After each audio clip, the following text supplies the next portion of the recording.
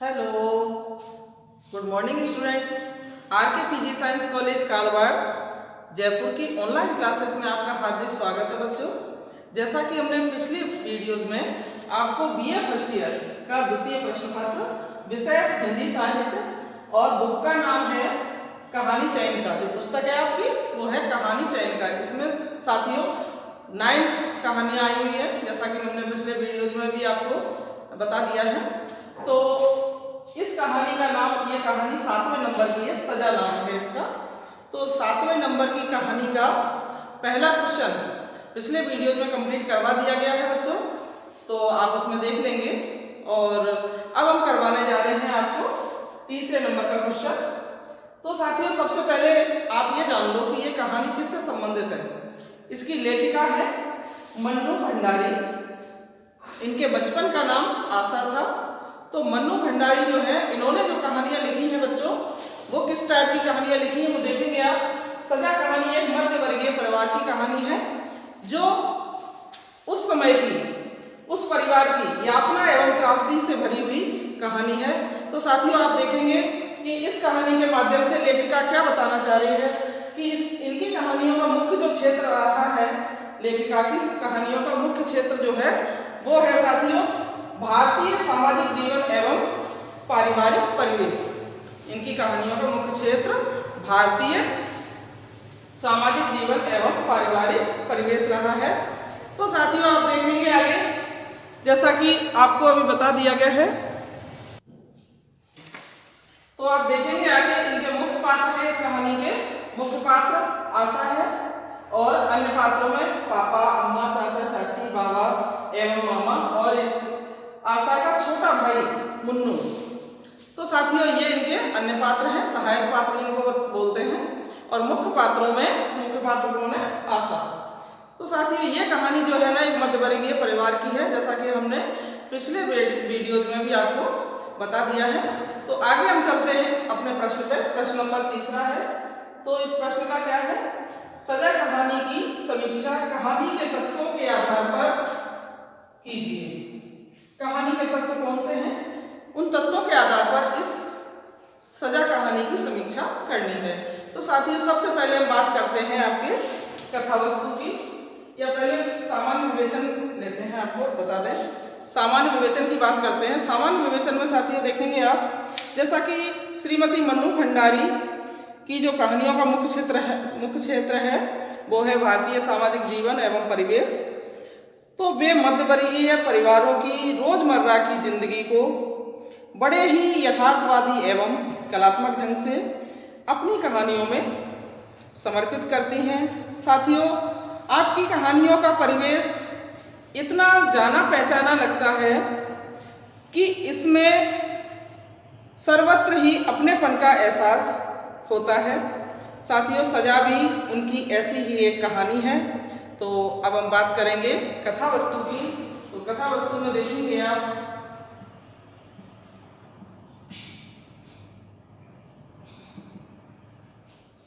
कथा वस्तु के माध्यम से आप समझ पाएंगे बच्चों कि कथा वस्तु में इस कहानी में जो है ना लेखिका ने, जैसा कि मैंने अभी बताया था आपको, मध्यवर्गीय परिवार की यातना एवं त्रासदी को बड़ी सहजता एवं ईमानदारी से अभिव्यक्त किया है। साथ ही यह कहानी न्याय व्यवस्था की उस दूषित एवं लंबी प्रक्रिया को व्यक्त करती है जिसमें अपराधी और निरपराधी दोनों को फैसला होने तक इतनी लंबी प्रतीक्षा की सजा भुगतनी पड़ती है कि उसके बाद फैसले की पक्ष या विपक्ष में होने की कोई सार्थकता ही नहीं रह जाती है बच्चों।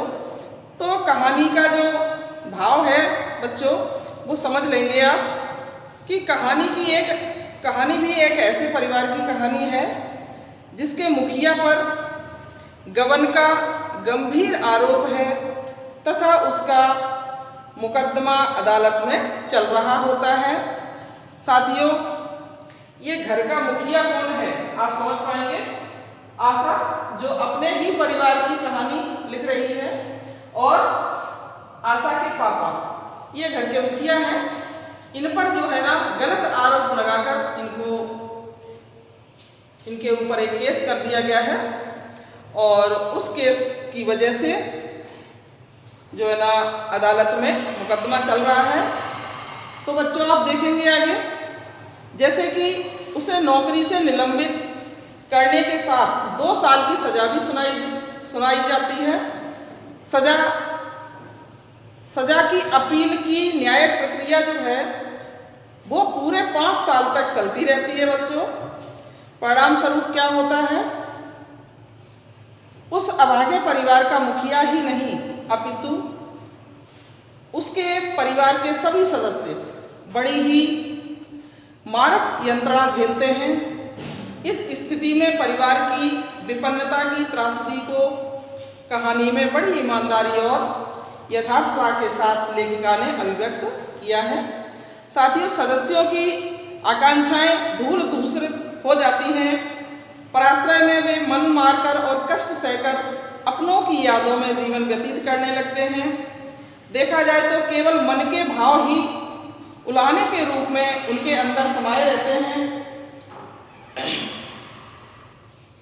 कहने का अभिप्राय ये है बच्चों कि कहानी की प्रत्येक घटना अपने आप में इतनी स्पष्ट और क्रमबद्ध है कि उसमें कहीं पर भी विशृंखलता का आभास नहीं होता है। साथियों, कहानी के आरंभ से लेकर अंत तक कथानक में रोचकता, कौतूहल भरी जिज्ञासा एवं अपनापन झलकता रहता है।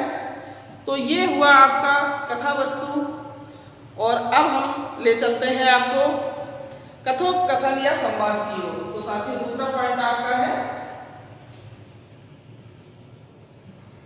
कथोपकथन या इसको संवाद भी कहते हैं। तो बच्चों देखेंगे आप कथोपकथन और संवाद के माध्यम से आप इस कहानी को समझ पाएंगे। जैसे कि ये कहानी जो है बहुत ही रोचक है, मन में जिज्ञासा जगाती है, कौतूहलपूर्ण है। बच्चों, संवाद या कथोपकथन कहानी के प्राण होते हैं।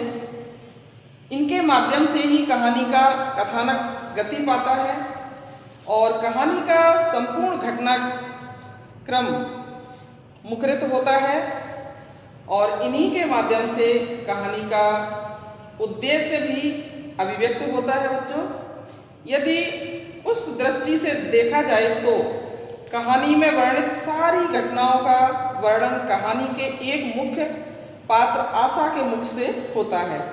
मुख्य पात्र आशा है जो आपकी, उसी के मुख से होता है। अतः अन्य पात्रों के आपसी वार्तालाप के अभाव में सारी कहानी एक तरफ ही विकसित होती है। फिर भी आशा ने इस कहानी के पात्रों के मध्य हुए वार्तालाप को जहाँ तहाँ व्यक्त किया है, और जहाँ कहीं यह वार्तालाप हुआ है बड़ा ही मार्मिक बन पड़ा है। जैसे कि रास्ते में कांत मामा ने मुझसे पूछा था कि शारदा को रोज बुखार आ जाता है। शारदा कौन है? आशा की माँ का नाम है बच्चों। तो शारदा को रोज बुखार आ जाता है, किसी डॉक्टर को दिखाया या नहीं, और आशा को रोना आ गया। मामा ने रास्ते में पूछ लिया माँ के लिए, जो कि शारदा की माँ थी, बीमार चल रही थी। रोते नहीं बेटे, मामा जी ने समझाया, रोते नहीं बेटे, बहुत जल्दी ही सब ठीक हो जाएगा। पापा ने तो कई बार कहा था कि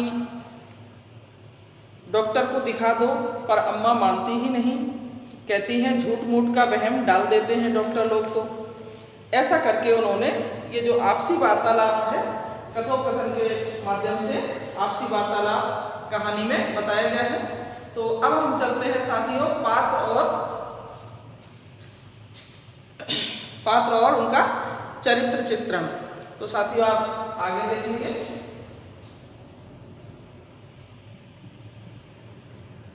पात्र और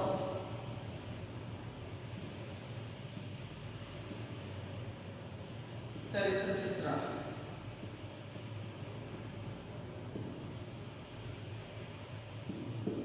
तो बच्चों, पात्र और चरित्र चित्रण, जैसा कि पात्रों के बारे में हमने आपको ऊपर भी बता दिया था, पिछले वीडियो में भी समझा दिया था। जैसे पापा, अम्मा, चाचा, चाची, बाबा एवं मामा और मुन्नू जो आशा का छोटा भाई है। तो इन पात्रों का चरित्र चित्रण क्या है कहानी के माध्यम से आपको बताया जाएगा और आप आगे देख पाएंगे कि पात्रों के माध्यम से। तो बच्चों देखेंगे कहानी में यद्यपि पात्रों की संख्या अधिक नहीं है, लेखिका ने अपनी अन्य कहानियों के समान ही इस कहानी में भी नारी मन की संवेदना को अत्यंत सहजता के साथ व्यक्त किया है। इस कहानी का एक प्रमुख पात्र आशा है, जैसा कि मैंने अभी बताया था आपको।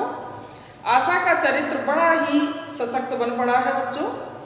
वह इस कहानी में व्यक्त परिवार के प्रत्येक सदस्य की अनुभूतियों को बड़े ही मार्मिक शब्दों में व्यक्त करती है।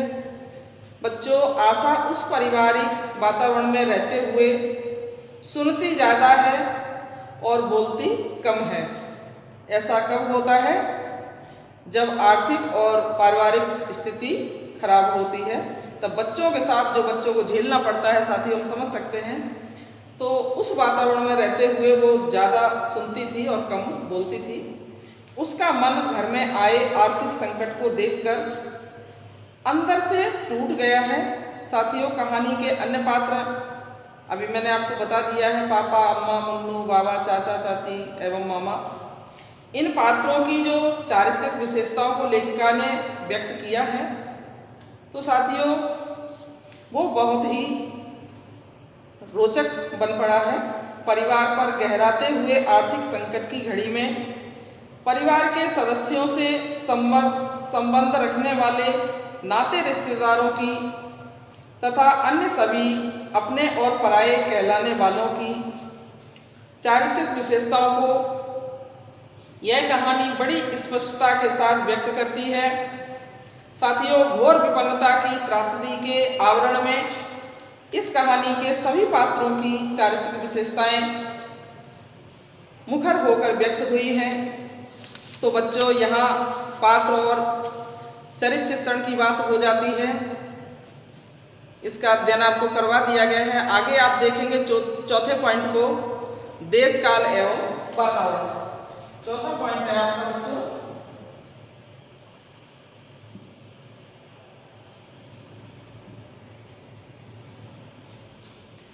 देश काल और वातावरण।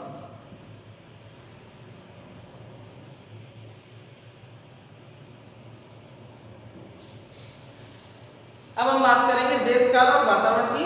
तो बच्चों, इस कहानी का जो देश काल और वातावरण है वो किस प्रकार है देखेंगे, आप अध्ययन करेंगे आगे। साथियों, देश काल और वातावरण की दृष्टि से यह कहानी मर्म स्पर्शी बन पड़ी है।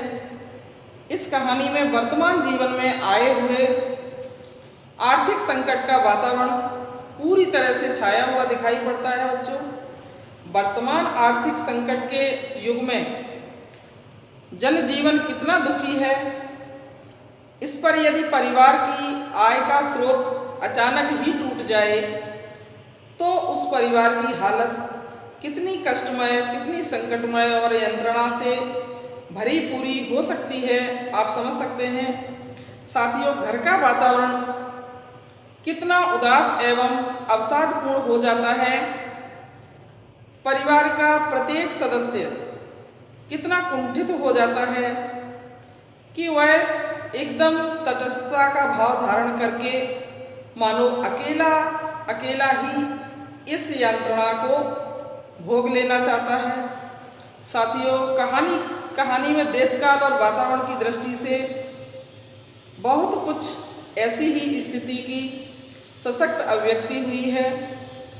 ये था बच्चों आपका देशकाल एवं वातावरण। अब हम चलेंगे आगे, बात करते हैं भाषा शैली की। पांचवा पॉइंट है आपका भाषा शैली।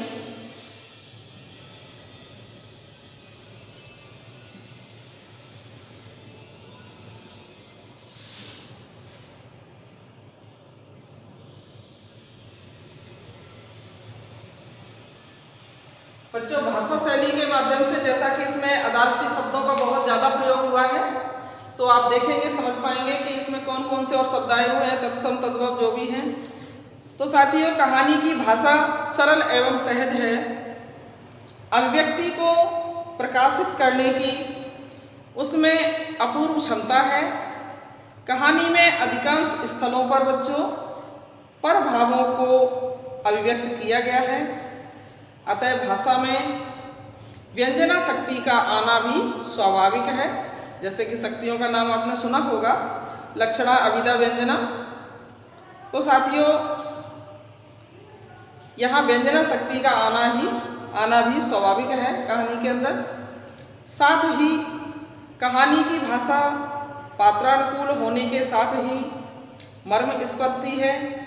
बच्चों, भाषा में अदालती शब्दों के साथ साथ तद्भव, देशज और तत्सम शब्दों का प्रयोग कथनों में रोचकता प्रदान करने वाला है। और शैली की दृष्टि से कहानी में डायरी शैली का प्रयोग भी किया गया है। और परिणामतः देखा जाए तो कहानी की शैली प्रभावपूर्ण एवं रोचक बन पड़ी है। यहाँ हुई भाषा शैली की बात, कौन कौन सी भाषाएं आई हैं इसमें? एक तो आपकी अदालती भाषाओं का बहुत ज़्यादा प्रयोग हुआ है, और तत्सम, तद्भव, देशज, ये सभी प्रकार के इसमें शब्दों का प्रयोग किया गया है बच्चों। आगे आप देखेंगे पॉइंट नंबर 6, उद्देश्य। इस कहानी का उद्देश्य क्या है?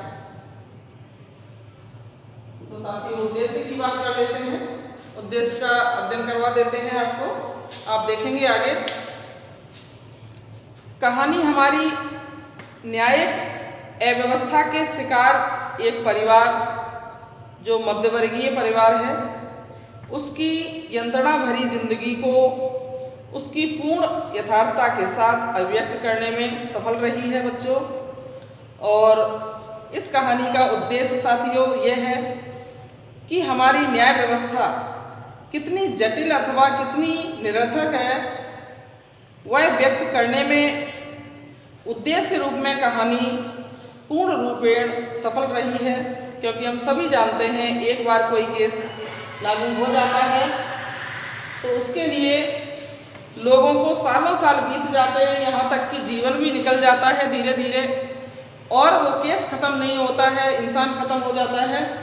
लेकिन यहाँ उद्देश्य जो बताया है, मुख्य उद्देश्य इस कहानी का है साथियों, वो यही है कि इस कहानी में जो है ना, सबसे बड़ी बात तो यह है कि हमारे देश की जो न्याय व्यवस्था है वो बहुत ज़्यादा जटिल है और निरर्थक है। जो कि चाहे वो आरोपी हो, अपराधी हो या निरपराधी हो, दोनों ही परिवारों के लिए या दोनों ही पक्षों के लिए वो इतना कष्टमय हो जाता है कि पूरे ही परिवार को, दोनों ही पक्षों को बहुत बड़ी त्रासदी से, बहुत बड़ी यंत्रणा से गुजरना पड़ता है। और सालों के साल बीत जाते हैं, लेकिन न्याय व्यवस्था जो हमारी है वो कभी समय पर न्याय नहीं कर पाती है, पूरा जीवन निकल जाता है कई बार तो साथियों, ये बहुत ही रोचक कहानी है, कौतूहलपूर्ण कहानी है। सजा नाम, जैसे कि सजा, एक व्यक्ति, जबकि उस व्यक्ति ने गुनाह किया ही नहीं है, फिर भी उसको, निरपराध है वो, लेकिन उसको आरोपी घोषित कर दिया है, रिश्वत का झूठा आरोप लगाकर उस पर केस लगा दिया गया है। तो बच्चों, उस केस के कारण ही उस अकेले व्यक्ति को सजा नहीं भुगतनी पड़ी, बल्कि उसके पूरे परिवार और पूरे रिश्तेदार, रिश्ते नाते जो भी उसके हैं, उन सभी को किसी न किसी रूप में सजा भुगतनी पड़ी है। कहानी का उद्देश्य बहुत ही रोचक है साथियों। ये थी हमारे कहानी का उद्देश्य, जो पूर्ण रूप से सफल है। अब हम बात करेंगे निष्कर्ष की। तो बच्चों, निष्कर्ष देखेंगे आप आगे। निष्कर्ष में देखेंगे बच्चों, लास्ट पॉइंट आपका निष्कर्ष।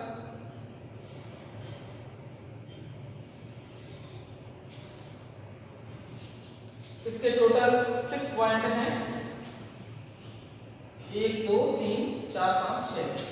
कथावस्तु, कथोपकथन या संवाद, पात्र और चरित्र, देश काल और वातावरण, भाषा शैली, उद्देश्य और निष्कर्ष। तो साथियों निष्कर्ष की बात कर लेते हैं। इस कहानी का जो निष्कर्ष है बच्चों, निष्कर्ष रूप में संक्षेप में कहा जा सकता है कि सजा कहानी न्यायिक अव्यवस्था एवं उससे उत्पन्न समस्याओं का निरूपण करने में सफल रही है और कहानी के तत्वों के आधार पर यह एक सफल कहानी बन पड़ी है।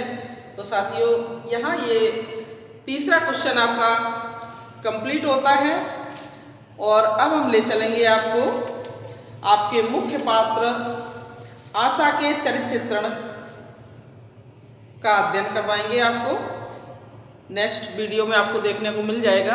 आगे देखेंगे बच्चों।